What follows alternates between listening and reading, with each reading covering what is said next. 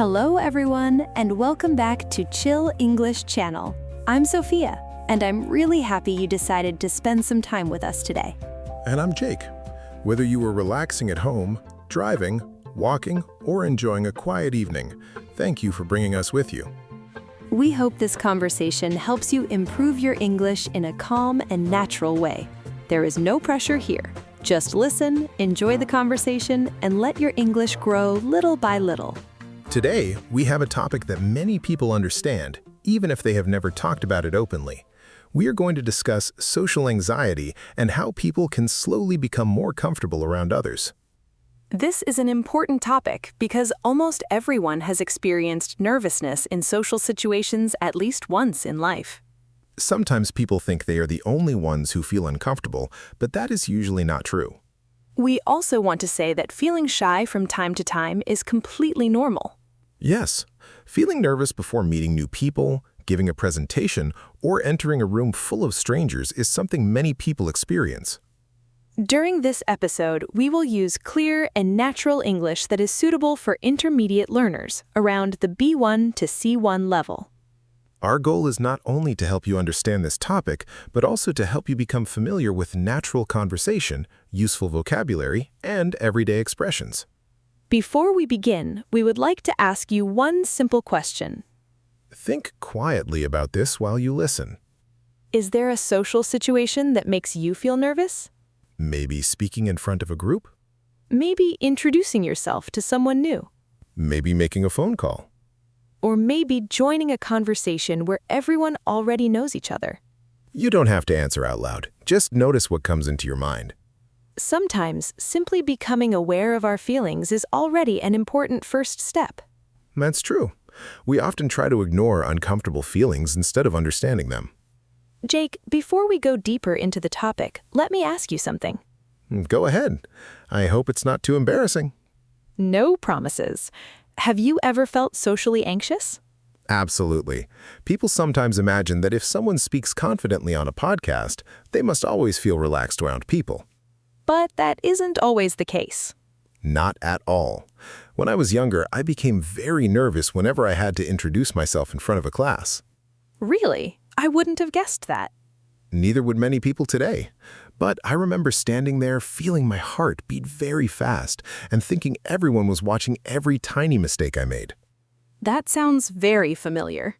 Looking back, I realized that most of the other students were probably thinking about themselves instead of judging me. That is such an interesting point. Our minds sometimes convince us that everyone is paying attention to us, when in reality, people are usually busy thinking about their own lives. I think many listeners will recognize that feeling. What about you, Sophia? Have you ever experienced something similar? Yes, I remember starting a new job several years ago. The first day can be stressful. Very stressful. I walked into the office and everyone already seemed to know each other. That's one of those situations where you suddenly wonder where to stand and what to say. Exactly. I kept asking myself, should I introduce myself now? Should I wait? What if I interrupt someone? Our brains become very creative at imagining possible problems. They really do. By lunchtime, I had already imagined at least 20 awkward conversations that never actually happened. That's amazing. The funny part is that everyone turned out to be kind and welcoming. So the reality was much better than the story your mind created. Yes, and that taught me something important. What was it? Anxiety often tells us a story, but that story is not always true. I like that idea because it separates our feelings from reality. Exactly. Feeling afraid doesn't automatically mean there is real danger. Let's explain something important here. Good idea. When we use the term social anxiety today, we are talking generally about feeling very nervous or worried in social situations. We're not trying to diagnose anyone or replace professional advice. Right. Some people experience occasional nervousness, while others have much stronger anxiety that affects daily life. Every person's experience is different. And no one should compare their feelings with someone else's. Sometimes people say, just be confident. As if confidence were a light switch you could simply turn on. Exactly. If only it were that easy. The confidence usually grows little by little through experience. It often grows after doing something scary many times. not before doing it. That difference is very important. Many people wait until they feel confident before taking action. But confidence often comes after action. Imagine someone learning to swim. They probably won't feel completely relaxed before entering the water. They become more comfortable because they practice. The same can happen in conversations. The first conversation may feel uncomfortable. The second one might still feel difficult. But after many conversations, your brain begins to understand that most social situations are actually safe. Our brains are always learning from experience. Another interesting thing is that people with social anxiety often notice every small detail about themselves. They think about their voice, Their hands, their smile, their posture. even the way they say simple words. Meanwhile, the other person is probably wondering what to cook for dinner. That is probably true. We are usually much harsher toward ourselves than other people are. Let me ask you something. Sure. Have you ever replayed a conversation in your mind after it ended? Oh, many times. Really? Yes, I would leave a conversation and suddenly remember one sentence I said. And then? Then, I would spend an hour wondering if it sounded strange. I know that feeling. Later, I met those same people again, and they clearly didn't remember that sentence at all. Meanwhile, you had been carrying it around in your head. Exactly. That shows how different our inner world can be from reality. It also reminds us to be a little kinder to ourselves. We expect ourselves to be perfect immediately. But nobody is perfect in conversations. Everyone says something awkward once in a while. Everyone forgets a word sometimes. Everyone interrupts another person by accident. And almost everyone has gone home thinking, why did I say that? That may actually be one of the most universal human experiences. The interesting thing is that these small moments usually disappear very quickly. Other people move on. Life continues. But our minds sometimes keep replaying the same scene. One helpful habit is asking yourself a simple question. If my friend made the same mistake, would I judge them as harshly as I judge myself?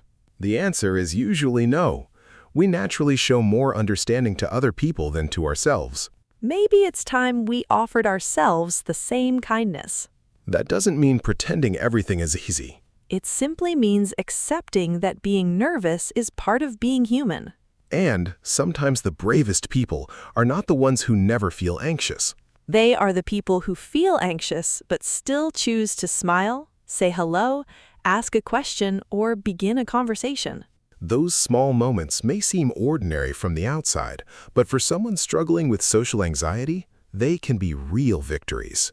We have talked about what social anxiety can feel like, but now I think it would be helpful to explore why these feelings become so strong in the first place. I agree. Many people think they have a problem because they feel nervous, but feeling nervous is actually something our brains are designed to do.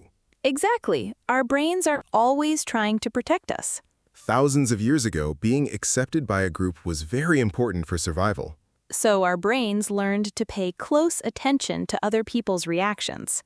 Even today, that old system is still working, although our daily life is very different. Instead of worrying about wild animals, we might worry about saying the wrong thing during a meeting. Or forgetting someone's name at a party. Or making a small mistake while speaking English. The danger is different, but our body sometimes reacts in a similar way. Your heart beats faster. Your hands may become warm or shaky. Your thoughts begin moving very quickly. And suddenly you feel like everyone is watching you. The interesting thing is that these physical reactions are normal. Yes, they may feel uncomfortable, but they do not always mean something bad is happening. Jake, have you ever noticed that anxiety sometimes makes very small situations seem much bigger? Definitely. I remember walking into a cafe once and accidentally dropping a spoon. That doesn't sound too serious. It wasn't. The spoon made a loud noise, everyone looked up for about 2 seconds, and I felt completely embarrassed. Let me guess, you remembered it for days. More like weeks. And everyone else probably forgot it before they finished their coffee. Exactly. Looking back, it became a funny memory instead of a terrible one. That shows how anxiety can make ordinary moments feel much more important than they really are. Another common habit is trying to be perfect. Yes, perfection sounds like a good goal, but it often creates more pressure. Some people believe they must always say the right thing, Or never make mistakes. or always appear confident. But real conversations simply don't work like that. People interrupt each other. They forget words. They laugh at the wrong moment. Sometimes they even tell the same story twice without realizing it. We've probably done that on this podcast already. I wouldn't be surprised.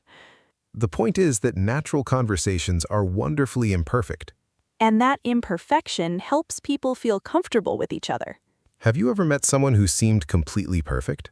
Yes, and honestly, I sometimes found them difficult to connect with. That's interesting. Because small mistakes make people seem human. They make conversations feel real instead of rehearsed. Let's imagine two different people introducing themselves. The first person speaks perfectly, but sounds nervous because they're trying not to make a single mistake. The second person smiles, forgets one word, laughs a little, and continues speaking naturally. I think most people would enjoy talking with the second person. I think so too. Confidence is not perfection. Confidence is often the ability to continue even after a small mistake. That's a very important difference. Now let's talk about something practical. I like practical ideas. Imagine someone wants to become more comfortable talking to new people. They don't have to begin by giving a speech to 100 people. Definitely not. They can begin with something much smaller. For example, smiling at a cashier in a supermarket, Saying good morning to a neighbor. asking one simple question during class. Or making short conversation while waiting in line.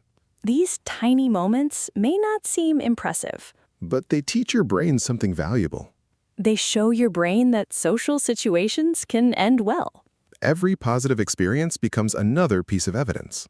Instead of collecting memories of fear, you slowly begin collecting memories of success. Success doesn't have to mean becoming the most outgoing person in the room. Sometimes success simply means staying in the conversation for 2 more minutes, Or introducing yourself instead of staying silent. or asking someone's name. These are small victories worth celebrating. Another helpful habit is becoming curious instead of trying to impress people. I really like that idea. Many anxious people enter conversations wondering, will this person like me? But what if we asked a different question? Such as, What can I learn about this person? suddenly the focus changes. Instead of watching yourself every second, you become interested in someone else. You might ask where they grew up, What hobbies they enjoy, what books they like. or what made them smile this week. Most people enjoy talking with someone who listens carefully. Listening is actually one of the strongest social skills. That's true. Many people believe they must always say something interesting. But asking thoughtful questions can create wonderful conversations. And it also takes some pressure away from yourself. Here's another idea that helped me. I'd love to hear it. I stopped expecting every conversation to become an amazing friendship. That removes a lot of pressure. Some conversations last 2 minutes. Some last 20 minutes. Some become lasting friendships. Others simply remain pleasant memories.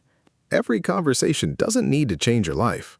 Sometimes it's enough to exchange a smile and a few kind words. That still makes the world feel a little warmer. I completely agree. There's another misunderstanding I'd like to mention.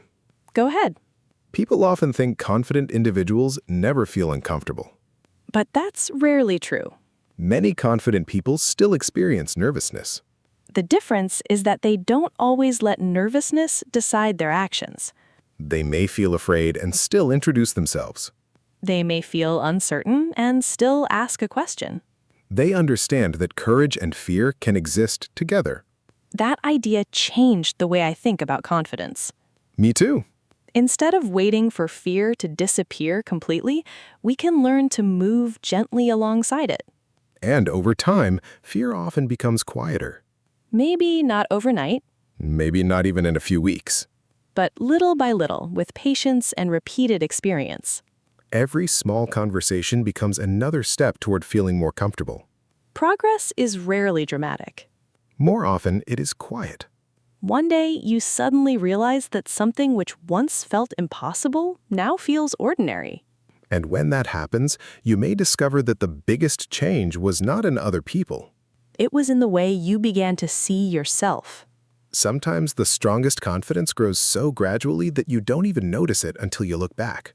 We have explored what social anxiety feels like and some practical ways to make social situations easier. Before we finish, let's spend some time talking about long-term growth, because becoming more comfortable with people is usually a journey, not a single moment. I like thinking about it that way. A journey has many small steps, and every step matters. Exactly. Sometimes people expect one conversation to change everything. But real change usually comes from many ordinary conversations. Some will go well, Some will feel awkward. and some will simply be average. That's perfectly normal.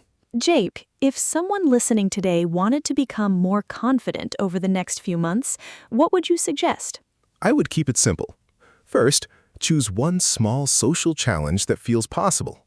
Not impossible. Right. It should make you slightly uncomfortable, but not completely overwhelmed. Can you give us an example? Of course. If saying hello to strangers feels difficult, maybe begin by smiling and saying hello to one person each day. That sounds manageable. After a while, that may no longer feel difficult. Then you can take another small step. Maybe ask someone how their day is going. Or start a short conversation with a coworker. Small challenges slowly become normal habits. Another helpful idea is celebrating progress. Many people only notice what they haven't achieved yet. They forget to recognize what has already improved. Imagine someone who couldn't order food at a restaurant 6 months ago. But today, they walk in, order confidently, and even thank the waiter with a smile. That's real progress. It may not seem dramatic to someone else. But it can mean everything to that person. Keeping a small journal can also help. What would you write in it? Nothing complicated, maybe one sentence every evening. Such as, Today, I introduced myself to someone new. or I asked one question in a meeting. Or even, I felt nervous, but I stayed instead of leaving. I really like that last one. Why? Because success is not always about feeling comfortable. Sometimes success is simply choosing not to run away. Exactly. Another thing worth remembering is that everyone has invisible struggles. That's easy to forget. We often compare our inside with other people's outside, We see someone smiling confidently and assume life is easy for them. but we rarely know their full story. They may have felt exactly the same fears years ago. Or they may still feel nervous today. Confidence doesn't always look the way we imagine. Sometimes the most confident person in the room simply learned not to let fear control every decision. That's a comforting thought. It really is. Sophia, let's review some useful vocabulary from today's conversation. Great idea. The first word is awareness. Awareness means noticing your thoughts, feelings, or surroundings clearly. For example, self-awareness helped me understand why I felt nervous. Our next word is overwhelmed. If you feel overwhelmed, you feel that everything is too much to handle at the moment. You could say, I felt overwhelmed before giving my presentation. Another useful word is courage. Courage means choosing to act even when you feel afraid. For example, it took courage to start the conversation. Next, we have reassurance. Reassurance is something that helps you feel calmer or less worried. A friend's kind words can give reassurance before an important event. Another important word is perspective. Perspective means the way you see or understand a situation. Sometimes changing your perspective can reduce unnecessary worry. We also used the word gradual.